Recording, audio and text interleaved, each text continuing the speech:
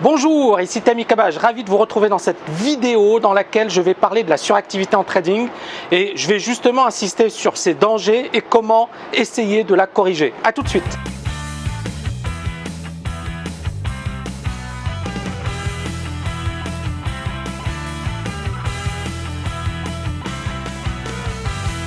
Alors, qu'est-ce que la suractivité? La suractivité, c'est effectivement le fait de prendre beaucoup de trades dans une séance.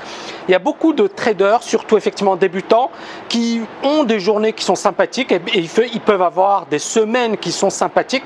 Donc, ils gagnent pendant une semaine, 2 semaines, 3 semaines et en une journée, ils reperdent l'intégralité de leurs gains. Et l'idée, c'est quoi? C'est effectivement de savoir qu'il y a un moment où le trader devient totalement fou, incontrôlable et commence à prendre plein de trades juste pour se refaire. Donc la suractivité, c'est justement cette suractivité pour se refaire.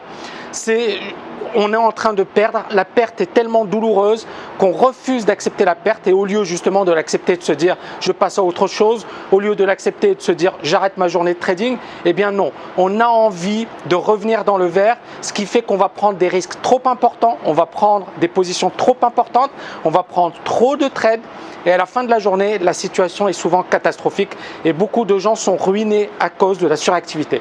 Donc premièrement, effectivement, évitez de vous refaire avec la suractivité.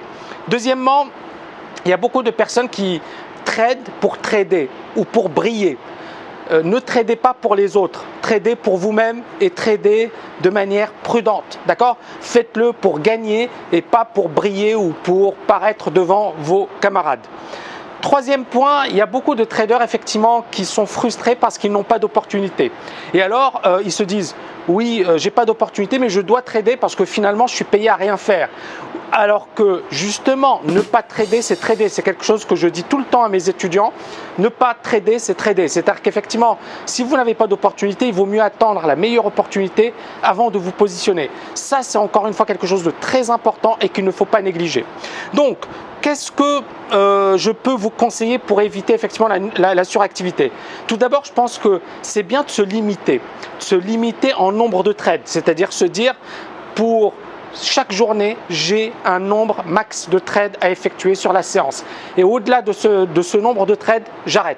Alors bien évidemment, certaines personnes vont me dire, oui, mais comment je vais faire pour arrêter alors qu'il n'y a personne pour m'arrêter? Eh bien, c'est ça la discipline.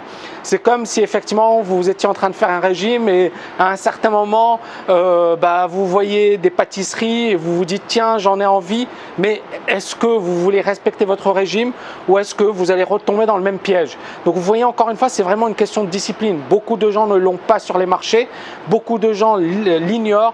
Or, c'est pour moi effectivement quelque chose de dramatique. Deuxième point, essayez d'avoir une perte maxi par jour. Donc un objectif de gain par jour et une perte maxi par jour. L'avantage, c'est que justement, dès que vous atteignez cette perte, psychologiquement, vous savez que c'est fini, la journée est quasiment finie et si effectivement vous n'avez rien d'exceptionnel, il vaut mieux aller dehors et faire autre chose. Et enfin, le dernier point, c'est de recruter un risk manager. Alors beaucoup de particuliers n'ont pas cette possibilité. Donc un risk manager, c'est quoi? C'est une personne qui est chargée de surveiller vos positions, de surveiller vos trades. Et si vous dépassez un certain nombre, donc une certaine perte ou un certain nombre de trades, eh bien, il vous empêchera de trader, il vous bloquera l'accès à votre machine de trading. Alors bien évidemment, pour un particulier, c'est pas évident, mais dans les salles de marché professionnelles, c'est quelque chose qui est très important. Pourquoi? Parce que ça évite la ruine. J'ai beaucoup parlé de Paul Rother, je vais en parler prochainement, mais Paul Rother l'explique et il dit quand je n'ai pas un risk manager, il m'arrive de faire n'importe quoi. Et il dit le meilleur conseil que je puisse donner à un trader, c'est d'avoir quelqu'un qui gère ses positions et qui surveille ce qu'il fait et qui puisse lui couper ses écrans lorsqu'il dépasse un certain seuil de perte.